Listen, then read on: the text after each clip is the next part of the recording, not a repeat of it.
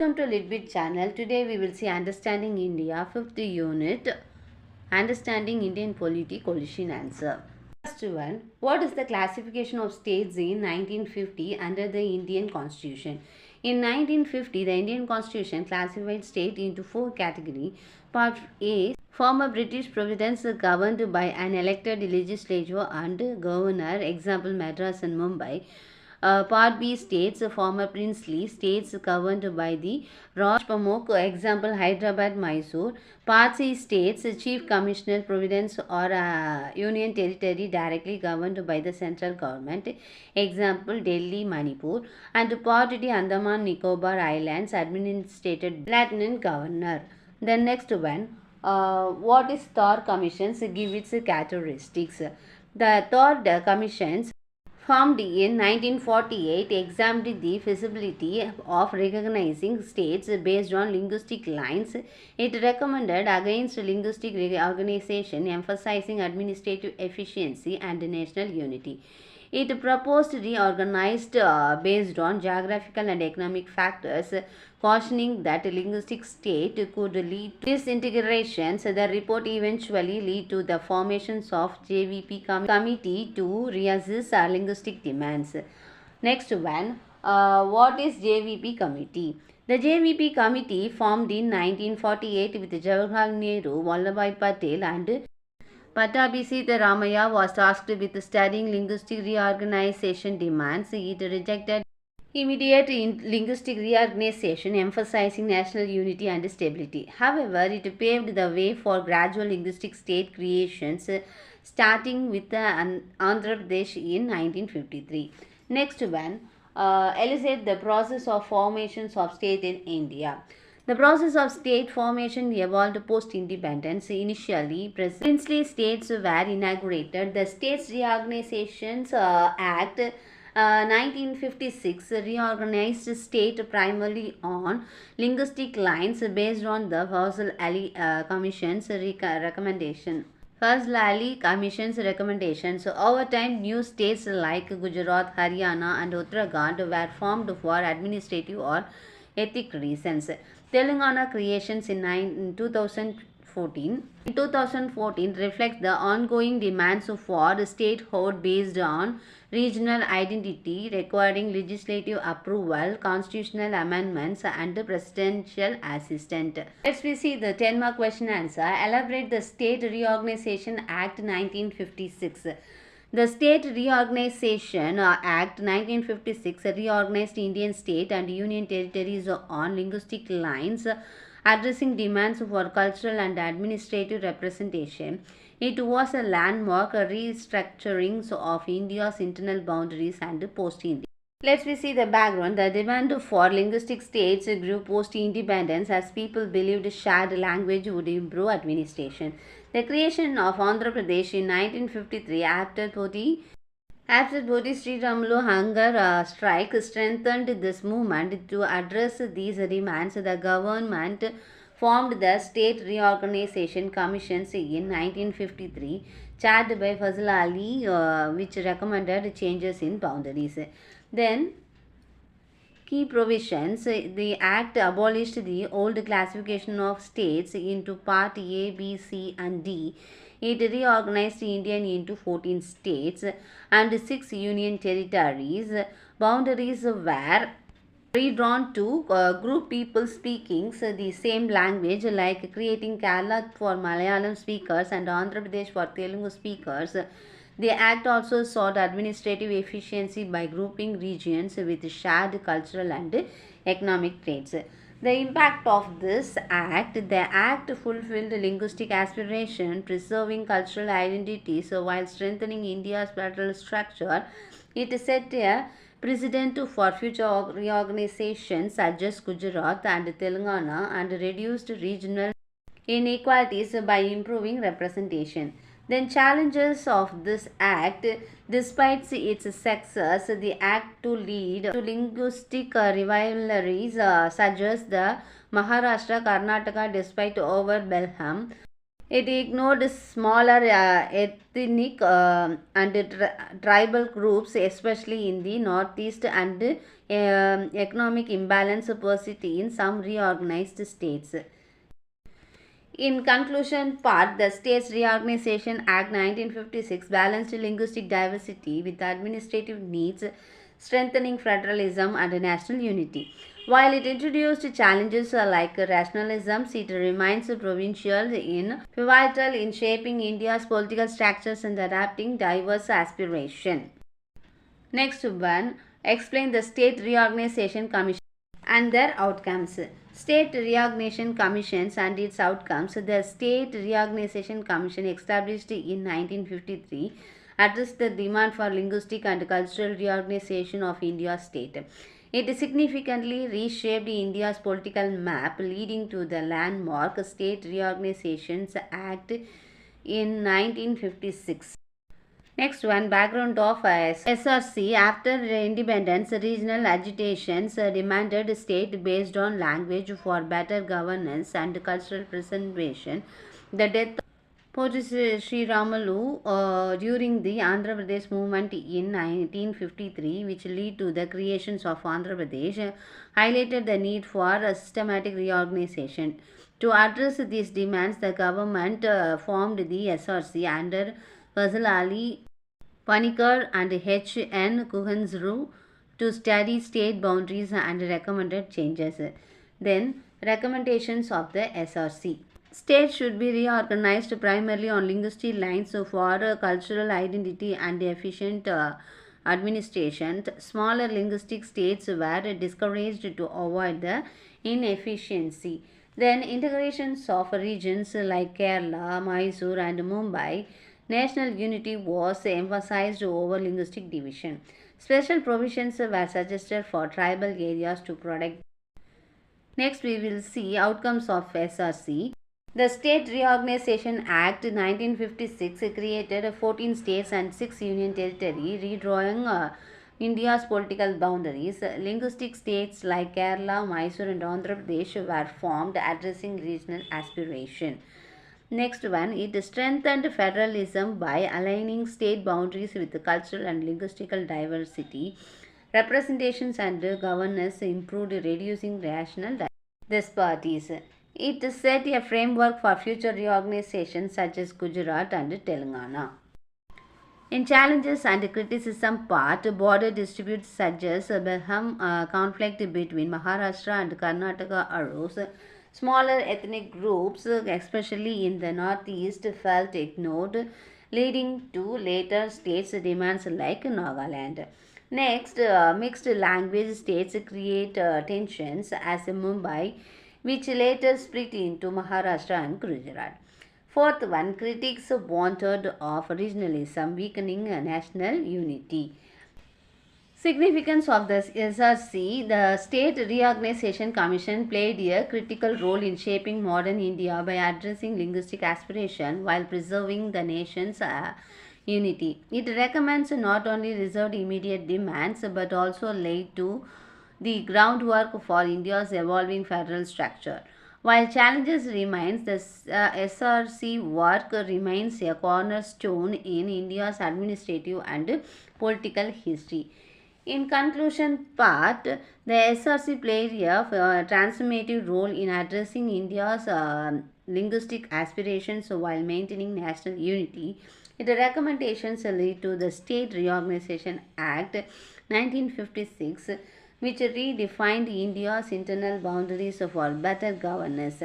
Despite challenges, the SRC works remains a cornerstones of India's federal structure, balancing regional identity with. Next one, what are the challenges during state formation in India? The formation of a state in India has been complicated due to the country diversity in language, culture, ethnicity, and geography. These challenges have emerged from competing regional aspirations, complex socio-political issues, and geographical difficulties, making the process ongoing and multifaceted. Then, in linguistic and cultural conflict, after independence, the Strong demands for states based on language, as seen in movements like the Andhra movement. While this allowed for better representations, it led to disputes over borders, suggests the Belham conflict between Maharashtra and Karnataka, balancing regional identities with national unity, created further tension. Next one, regional and ethnic aspiration. Tribal and ethnic groups, particularly in Northeast India, felt left out during the initial state reorganization. As a result, they pushed for separate states like Nagaland and Meghalaya. Additionally, regional movements for statehood, such as those for Telangana, and created challenges in maintaining national unity and efficient governance. In next one, economic disparities. Economic imbalance within larger states lead to resentment. For example, the demands for Jharkhand arose from the underdevelopment of the tribal area in Bihar. States also faced disputes over sharing natural resources like water and minerals, which sometimes worsened tensions between regions. Then, geographical challenges. Geographically difficult regions like the Northeast and the Himalayan state posted administrative challenges. The integrations of princely states after independence, such as Jammu and Kashmir and Hyderabad, added further complexity to the state formation. Next one, political resistance and administrative issue. These were resistance from political parties and regional leaders to changes in state boundaries due to fears of losing power and resource. Additionally, the process of reorganizing state requires significant administrative work such as redrawing electoral boundaries and reallocating resources, which was challenging task. Then, races of regionalism, the creations of states based on linguistic and cultural identity, sometimes lead to regionalisms where state prioritized local issues over nation unity. Movements for greater autonomy, such as those in Punjab and Jammu and Kashmir, highlighted the challenges of maintaining national integrity while addressing rational demands. Next one, social tensions. Social factors like caste and religion played statehood demands, as seen in Telangana, where backward class played a major part in the movement. Migration between states also created tension, particularly in Assam, where the influx of migrants sparked demands to protect local cultural identities. Then the border disputes and interstate rivalries. State offense contrast border, leading to prolonged disputes. For instance, Assam's faced conflict with neighboring states like Nagaland and Mizoram. Political competitions between states for economic and political advantage created further obstacles during state reorganization. In conclusion part, the challenge in state formation in India stem from the complex task of managing its vast diversity.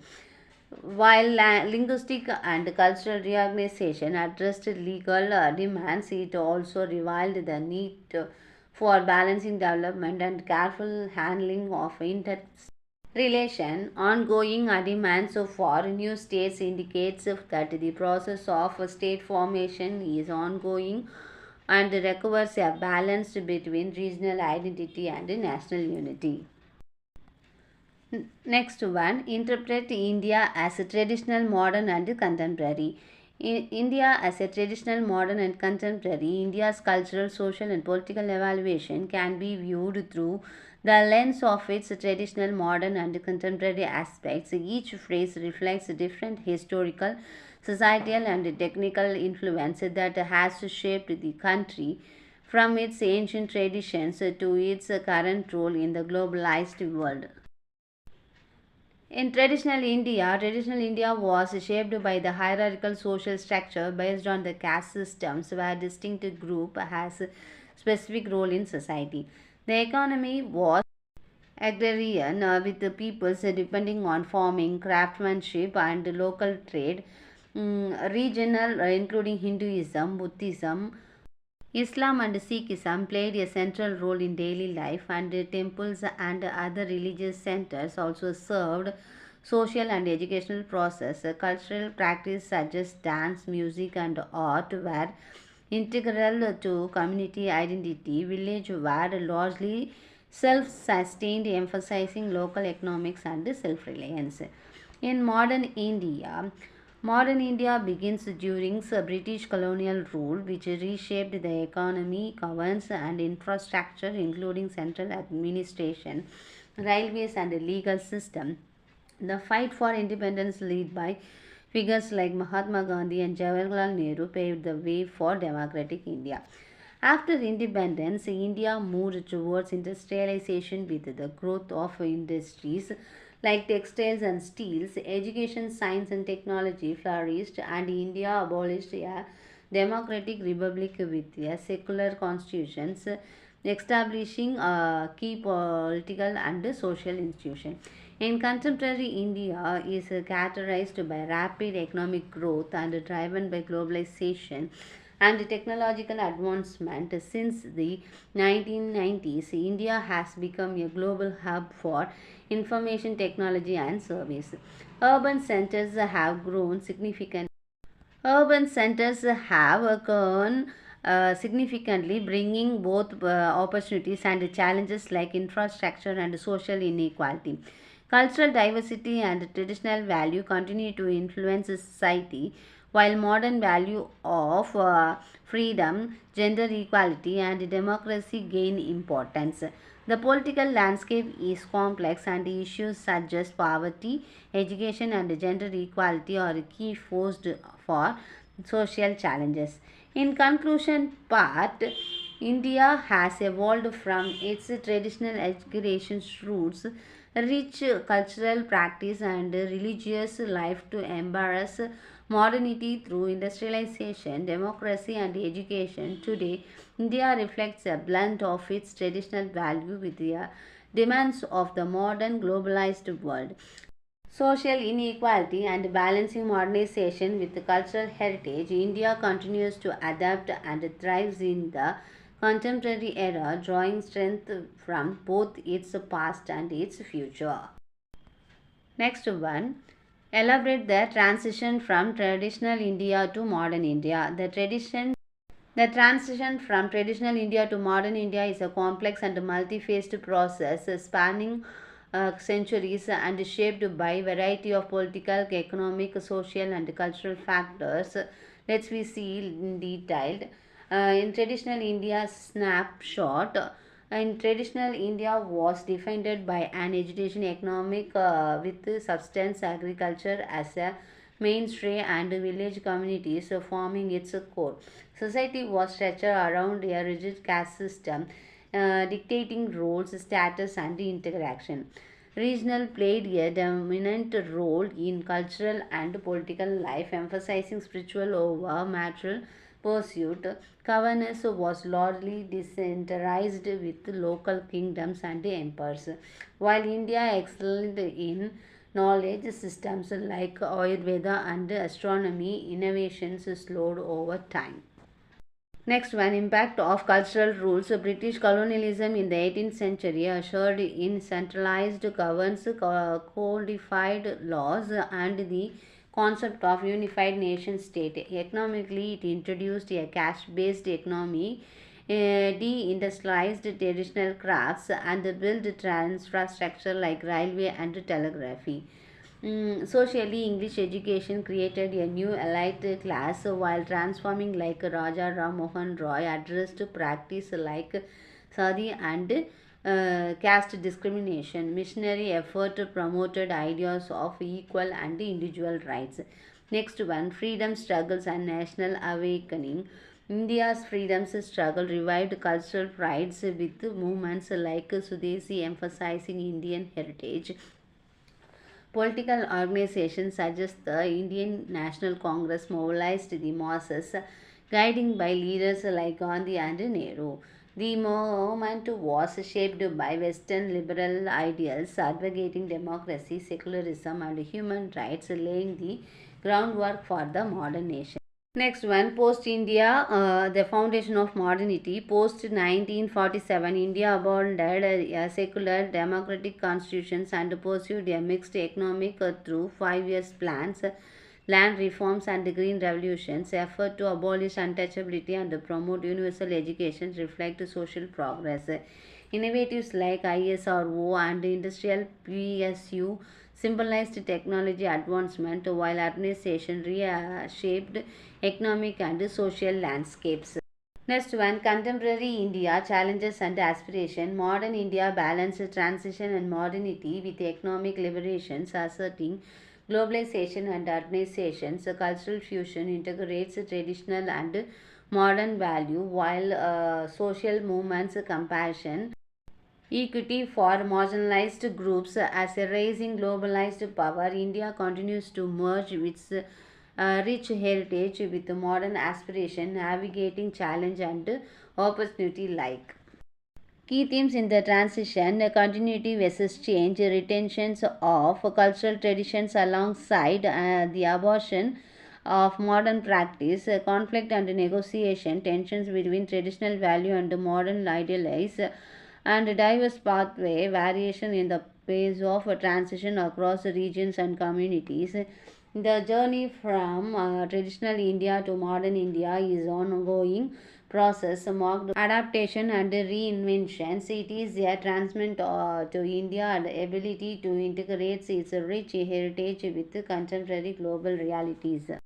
Next one, what are the salient features of the modern constitution? The Indian constitution, adopted on January 26, 1950, is one of the longest written constitution in the world, with 448 articles divided into 25 parts, 12 schedules, and numerous amendments. It integrates global principles and addresses Indian diversity and complexity.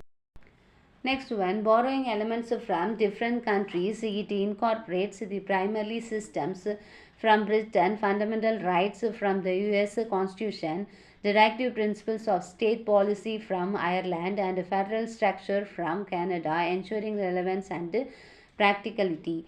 Next one, the preamble encapsulates India's core values: sovereignty, socialism, secularism, and the republic. And in India follows a federal structures with power divided between the union and states through three lists: union, state, and concurrent, but leans towards a unitary structure during emergency, centralized authority for stability. The parliamentary system of governance ensures accountability with the president and constitutional head and prime minister and council of ministers exercising executive power while being responsibility to parliament. Part 3, gratuity: 6 fundamental rights including equality, freedom, protections from exploitations, religious freedom, cultural and educational rights, and constitutional remedies. These enforceable rights uphold individuals' liberty and integrity. Directive principles of state policy outlined in Part 4, guiding the state towards achieving socio-economic justice and establishing a welfare state, focusing on equality, education, and support for the weaker section. In fundamental duties added by the 42nd Amendments, list moral obligations for citizens, including respecting the Constitution, promoting harmony, and cherishing national heritage, fostering responsible towards the nation. Secularism is a key principle, ensuring that the state treats all religion equality without discrimination, promoting harmony or coexistence in the diverse society. The judiciary is independent with the Supreme Court as a head. It ensures justice and it safeguards the constitutions with independence maintained through secure appointments to ensure and separations from other branches of government. In India, grants single citizenship and like many federal system, ensuring all citizens enjoy equal rights and responsibilities, emphasizing national unity across the state. In universal adult suffrage, provide voting rights to all citizens aged 18 and above, irrespective of a caste, gender, religions, or wealth, ensuring broader democratic participation. In constitutions, balance rigid and flexibility, allowing amendments through simple majority, simple special majority or state ratifications to adapt to evolving needs with over 100 amendments so far. Emergency provisions allows the president to declare emergency during national crisis, state governance failure or financial instability, centralizing power temporarily for national stability. Special provision address India's diversity, offering protections and benefits to certain states and marginalized communities such as scheduled caste, scheduled tribes, and other backward class. Bicameral legislature consists of the Lok Sabha and the Rajya Sabha, ensuring representations at national and regional levels. Some states also have bicameral registration. The rule of law establishes equality before the law and ensures no one is above it, emphasizing fairness, justice, and accountability for all. Local self-governance is promoting through the 73rd and 74th Amendments, empowering Panchayat Raj and urban local bodies to enhance grassroots democracy and decentralized governance. Special commissions are like election commissions, finance commission, and national commissions scheduled caste ensure transparency, equality, and efficiency in governance and representation. The Constitution emphasizes social justice through reservations for marginalized community, equal opportunity, and the abolition of untouchability, aiming to reduce inequality and promote inclusiveness. These features collectively made the Indian Constitution a robust and comprehensive framework ensuring democracy, diversity, and development while abandoning to the country challenging needs. The Constitution's one why is the Constitution of India called as a living document? The Constitution of India is often called a living document because it adapts to changing societal, political, and economic needs. Let's we see one by one. Flexibility and amendability. The Indian Constitution's balance rigidity and flexibility. Simple amendments requires a majority in parliaments, while significantly change need a special majority and sometimes state ratifications. Over 100 amendments have been made, showcasing its adaptability to evolving needs. Then judicial representations and activism. Judiciary keeps the constitutions dynamic through reinterprets to align with contemporary issues. Landmark judgments like the Kesamadana Bharati case introduced the basic structural doctrines, while the judicial activism expanded rights such as privacy and LGBTQ plus inclusion in responsive to social changes. The the Constitution evolves to reflect social needs. The 73rd and 74th Amendments empowered local governments, while law like the Right to Education Act and Fundamental Duties demonstrative respectiveness to emerging demands. In expansion of fundamental rights have been broadened to include modern dimensions. Privacy was declared a right in 2017, and LGBTQ rights were recognized by discriminating Section 377 in 2018. Environmental rights have also been integrated under the right to life. In adaptations to global development, the Constitution aligned with global trade. Panchayat Raj is inspired by participatory governance models, and environmental policy reflects global climate change committing like the Paris Accord, empowering marginalized community. It addressed inequality through provisions like reservations for SCs, ST, and OBCs. The 103rd Amendments introduced as 10% quota for a economically weaker section, showing its adaptability to modern needs. In emergency provisions and governance, during emergency like national crisis, the federal structure can temporarily centralize powers, ensuring stability while safeguarding democracy. In decentralization and local governance, the Constitution promotes grassroots governance through the 73rd and 74th Amendments, empowering Panchayat and multiple municipalities to address local challenges and make governance inclusiveness. In changing political and economic landscape, India's shift from the mixed economic to liberations in 1991 reflected changes in governance policies aligned with directive principles have evolved to promote welfare and equality in the globalized economy. Cultural and social pluralism. The constitutions accommodate India's diversity, granting special provisions under Article 371 and maintaining secularism to ensure equality among all religions and cultural groups. Then, the safeguarding democratic value. It upholds democracy through control reforms like NOTA and the evolving role of election commission in ensuring free and fair elections, empowering citizens further. In conclusion part, the Indian constitution dynamic nature stems from its adaptability through amendments, judicial interpretations, and responsiveness to societal changes. Its flexibility ensures continuity with the ability to address new challenges, making it is a truly living document. Thank you, viewers. Thanks for watching this video.